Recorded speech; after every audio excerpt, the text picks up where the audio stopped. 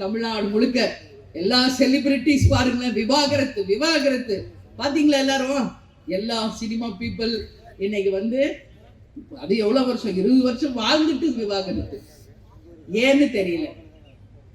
நான் ஒண்ணு மட்டும் சொல்றேன், உண்மையான புரிதல் இருக்கணும் கணவன் மனைவிக்குள்ள.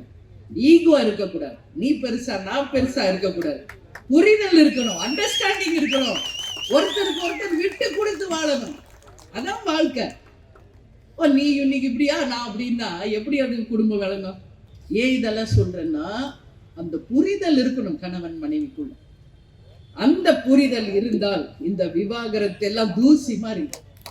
எத்தனை பிரச்சனை வந்தாலும் சமாளிக்கின்ற அந்த தில்லு ஹஸ்பண்டுக்கும் சரி ஒய்ஃபுக்கும் சரி வந்துடும்.